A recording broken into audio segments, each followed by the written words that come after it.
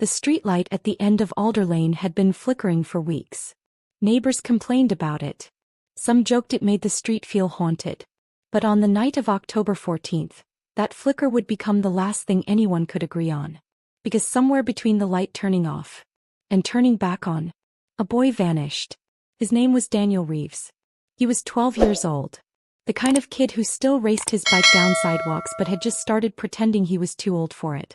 He lived with his mother in a quiet suburban neighborhood where nothing ever really happened. The kind of place where doors stayed unlocked during the day. Where neighbors waved without knowing each other's names. Daniel had a routine. Every afternoon after school he'd drop his bag inside, grab a snack and head back out. Sometimes it was basketball in the driveway. Sometimes biking around the block. Sometimes just wandering. Not far. Never far. His mother, Claire, used to joke that Daniel had an invisible boundary. Like a leash you couldn't see. He'd go out. But he always came back. Always within sight of home. Always within minutes. That was what made that evening feel so normal. So forgettable. Until it wasn't. It was a Wednesday. 6:12 p.m. Dinner was already on the stove. Claire remembers the exact time because she checked the clock when Daniel asked if he could go out, just for 10 minutes. He said it casually. Like he always did. Just 10 minutes. I'll be right back. Those were the words. Not rushed. Not nervous. Just normal. He slipped on his sneakers. Grabbed his hoodie. And stepped outside. The front door clicked shut behind him. Nothing unusual. Nothing out of place. Claire went back to the kitchen. She stirred the pot. Checked her phone. Let the minutes pass. 10 minutes turned into 15. Not strange. Daniel sometimes lost track of time. 20 minutes. Still nothing. She called his name from the doorway. No answer.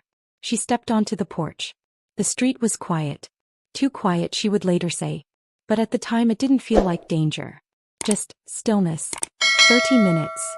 That's when something shifted. Not panic. Not yet. Just a feeling. A small, uncomfortable weight in her chest. She grabbed her keys. Walked down the driveway. And started looking. At first it was routine. She checked the usual spots. The corner where he sometimes sat on the curb.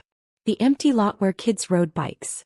The neighbor's driveway where a rusted basketball hoop leaned slightly to the left. Nothing. No Daniel. She knocked on a neighbor's door. Have you seen him? They hadn't. Another house. Another shake of the head.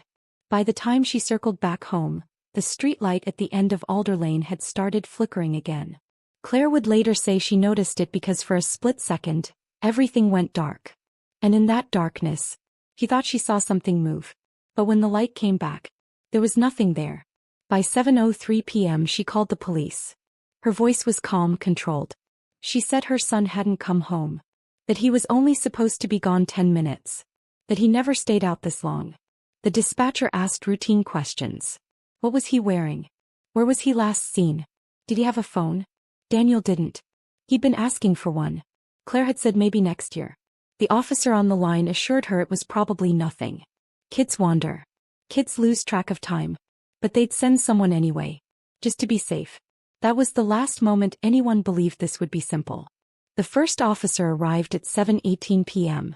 He walked the street. Knocked on doors. Spoke to neighbors. Nothing unusual. No screams. No sounds. No reports of anything out of place. It didn't make sense. A child doesn't just disappear in a quiet neighborhood. Not in 10 minutes. Not this close to home. By 8 p.m. more officers arrived. Flashlights cut through the growing darkness. Names were called. Backyards searched. Garages opened. Nothing. It was as if Daniel had stepped outside. And been erased. Then came the first detail. Small. Easy to miss. But it would change everything. At 8:47 p.m. an officer found Daniel's sneaker. Just one. Lying near the edge of the road. About 6 houses down from his home. Not tossed.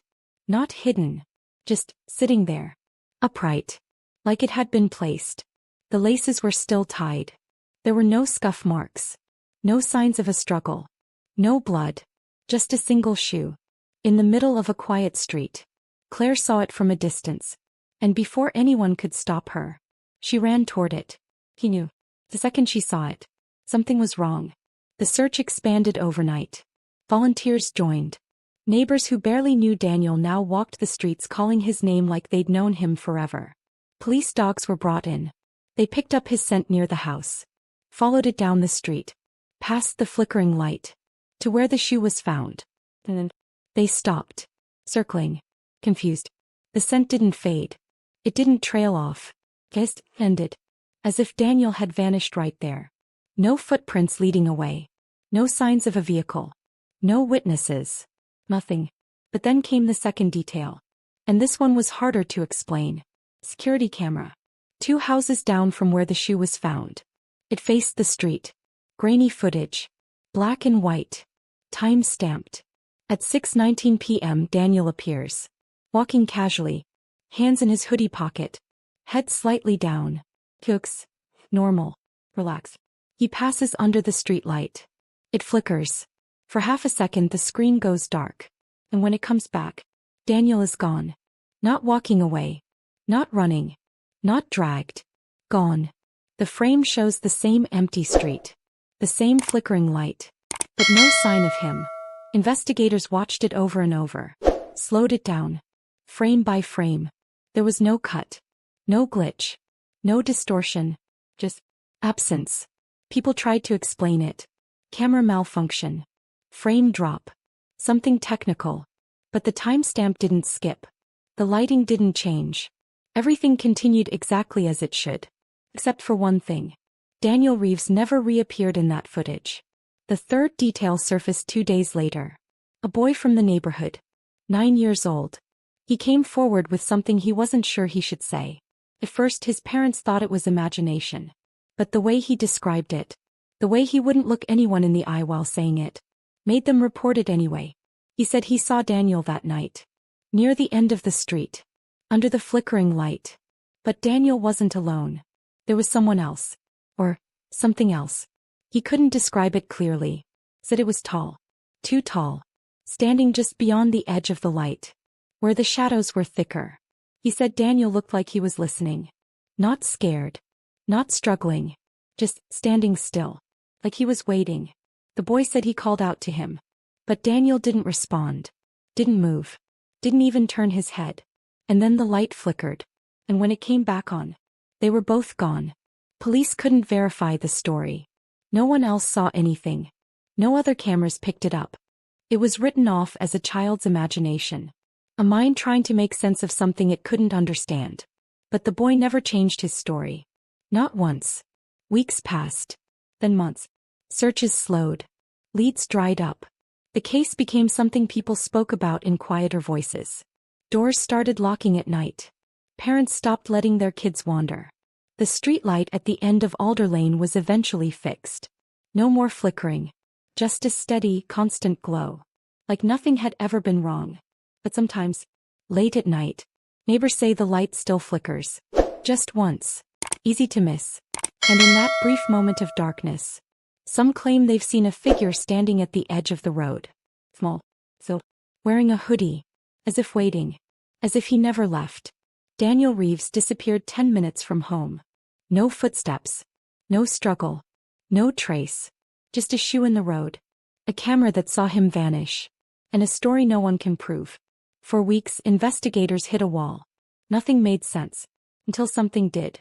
It was buried in evidence no one thought to question twice. Something so small. It had been overlooked. But when they finally noticed it, the entire case changed. Because Daniel Reeves may not have disappeared at all. He may have been taken. And if that's true, then someone, or something, was standing in that darkness with him. Waiting. Watching. And possibly, still there. The detail was hidden inside the footage. Not the moment Daniel vanished, but the seconds before. Investigators went back. Frame by frame. And again. At first nothing stood out. Just Daniel walking. The street. The flickering light. But then someone slowed it further. Enhanced the shadows. And that's when they saw it. Behind Daniel. Not close. Not touching him. But there. A shape. Faint. Distorted. Standing just outside the reach of the streetlight. Too tall to be a child. Too still to be natural. And the strangest part? It wasn't there in earlier frames. It didn't walk into view. It didn't approach. It appeared. Exactly like Daniel had. Only seconds later. The footage was sent for analysis. Experts ruled out tampering. No edits. No overlays. No digital manipulation. Whatever was in that frame was physically there, standing behind him, watching. And then came something even more disturbing. When they enhanced the audio, they found a sound. Almost impossible to hear at normal speed. Not footsteps. Not wind. Something else. A voice. Too distorted to understand. But clearly directed at Daniel. Because right before the frame cuts to black, he stops walking. Not suddenly. Not in fear. But slowly. Like someone had called his name. And he recognized it. That changed everything. This wasn't random.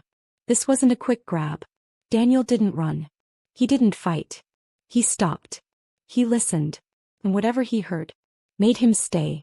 Police began re-interviewing everyone. Neighbors. Friends. Anyone who might have known something.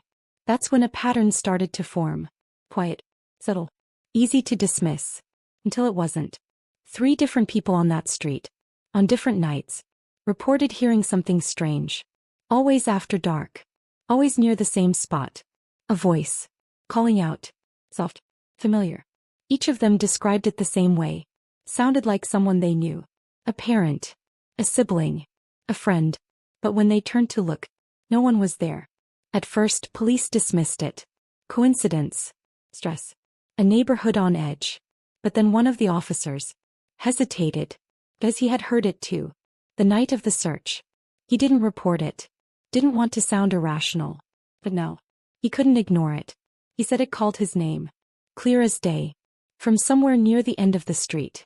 Near the light. And for a moment, he almost followed it. That's when they checked something no one had considered before. Old records. Not recent. Not even from this decade. They went back years. Then decades. And what they found shouldn't have existed. Because Daniel Reeves wasn't the first. 10 years earlier. Almost to the day. Another child disappeared from the same street. Same age. Same time of evening. Same distance from home. And just like Daniel, they were last seen near that exact spot. Under a street light. That, at the time, had also been reported to flicker. No body was ever found. No suspect identified. The case went cold. Buried. Forgotten. Till now. But there was one detail. One chilling detail. That had never been released to the public. In that case, a single item was also found in the road. Placed carefully. Untouched. A jacket. And inside the pocket was something investigators never understood. A piece of paper folded. Worn. With a message written in uneven handwriting. 3 words. "IT knows you." When Claire was shown the file, she didn't react at first. She just stared. Silent. Then slowly, she reached into her bag and pulled something out. Her hands were shaking. Because 2 nights before Daniel disappeared, she had found something in his room. He thought it was just a childish note. Something meaningless. He almost threw it away. But no. She unfolded it and placed it on the table. Same uneven handwriting. Same pressure in the ink. Same 3 words. "IT knows me." The room went quiet. No one spoke. Because whatever had taken Daniel hadn't just found him that night. It had known him. Before he ever stepped outside. Before the light flickered. Before the silence. And that meant one thing. This didn't start on the street. It started much earlier. Much closer. Somewhere it shouldn't have been. Somewhere no one had looked.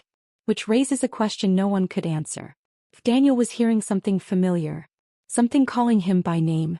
Then how long? Had it been talking to him? And more importantly, where was it? Before it took him? The first place they searched again was the house. Not the street. Not the neighbors. Daniel's home. Because if something had been speaking to him, calling him by name, then it hadn't just appeared under a streetlight. It had been close. Closer than anyone wanted to admit. At first nothing seemed wrong. Daniel's room looked exactly the way Claire had left it. Unmade bed. Schoolbooks stacked unevenly on his desk. A hoodie draped over the back of a chair. Painfully normal. But investigators weren't looking for obvious anymore. They were looking for something subtle. Something that didn't belong. It started with the closet. One of the officers noticed the door was slightly open. Not unusual.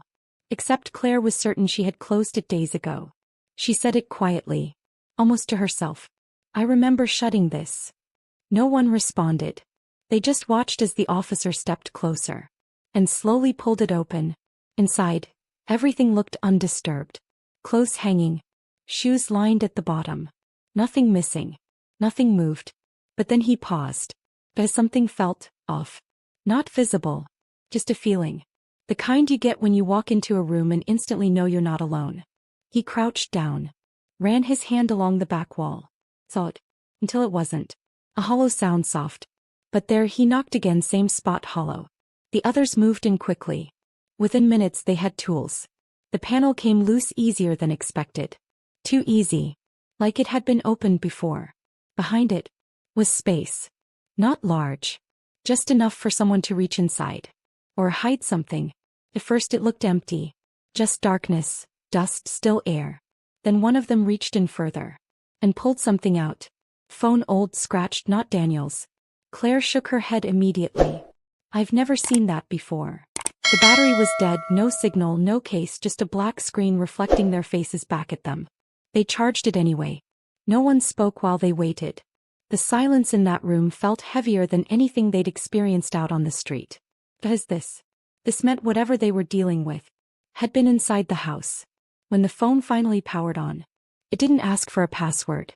It opened straight to the camera roll. The first image was Daniel sleeping. Taken from inside his room. Angle low. From the corner. Not something he could have taken himself. Claire covered her mouth. The second image. Daniel again. Sitting on his bed. Looking down at something in his hands, unaware. The third. Closer, too close. As if whoever took it was standing right beside him. There were dozens. All taken at night. All from inside the room. Different angles. Different days. But always the same thing. Daniel being watched. Then came the videos, short, only a few seconds each. Most were silent. Just Daniel in his room, moving, breathing, living. Unaware. The whole one video. The last one. Changed everything. It was recorded the night he disappeared. Timestamp. 6:07 p.m. 5 minutes before he left the house. The camera was already on. Positioned in the corner. Watching. Waiting. Daniel enters the frame. He looks normal. Relaxed. He tosses something onto the bed. Walks toward the window. And then he stops. Not suddenly. Fully. Like something had caught his attention. But there was nothing there. Nothing visible. Nothing anyone else could see. Yet Daniel was listening. His head tilts slightly. His expression changes, not fear, not confusion. Recognition. And then he nods once, small, subtle. Like someone had just asked him a question. And he agreed. Claire broke down right there. Because she knew that look. Every parent does. It was the look of a child responding to someone they trust. The video continued. Daniel turned toward the door. Walked out of his room, calm, unhurried. Like he was going to meet someone. Not escape them. But just before he exits the frame, something happens. The camera shifts. Not much. Just enough to change the angle. As if it had been adjusted. From the inside. And for a single frame, less than a second, something appears behind him, tall, distorted. Standing in the corner. Where there should have been nothing. The video ends. No one in the room spoke. Because they all saw it. And they all understood the same thing at once. That thing in the footage was already inside the house. Before Daniel ever stepped outside. Before the streetlight. Before the disappearance. It had been there, watching, waiting, learning. But the most disturbing part came after. When they checked the rest of the phone. Not the photos. Not the videos. Something else. The audio files. There were hundreds. All labeled by date. Most only a few seconds long. At first they sounded like static. Faint noise. Barely anything. Until they enhanced them. And then, they heard it. Voices, soft, careful, practicing. Repeating names. Different names. Over and over again. Neighbors, friends. People from the street. And then, Claire's voice, perfect, identical. Calling softly. Daniel. Claire collapsed. Because she had never recorded that. Never said it like that. Not in that tone. Not like that. The thing in those recordings had been learning them. Listening. Mimicking. Becoming familiar. Becoming trusted. And then they played the final audio file. The one recorded just minutes before Daniel disappeared. Started the same way, static low hum. Then silence. And then, Claire's voice again, clear, gentle. Right next to the microphone. Daniel. Come here. A pause and then, for the first time, Daniel's voice responds. Okay. The file ends. The room felt colder after that. He hadn't been taken by force. He hadn't been chased. He hadn't even been tricked in the way people expected. He had been called. By something that sounded like home. The investigation stopped being a search. And became something else entirely. Something they didn't have a name for. Because if this thing, whatever it was, could live inside a house, watch a child, learn every voice he trusted, and call him out into the dark, then Daniel Reeves wasn't just missing. He was taken by something that knew exactly how to make him follow. And the final question, the one no one could answer, was the one that kept Claire awake every night. But sometimes, when the house was completely silent, she would hear it, soft, from somewhere deep in the hallway. Her own voice, calling out into the dark. Daniel. And once, just once, she heard something answer back. Not from outside. Not from the street. But from inside the house. Quiet. Faint. Almost too far away to be real. Mom. If you made it this far, I need you to really think about this. Not just as a story, but as something that could happen in a place that feels just as safe as yours. Because what if Daniel didn't just disappear? What if he answered something that had been calling him for days? Listening, learning, waiting for the right moment. But tell me this, if you heard a voice that sounded exactly like someone you trust, calling you from the dark, would you follow it? Or would you stop and question it?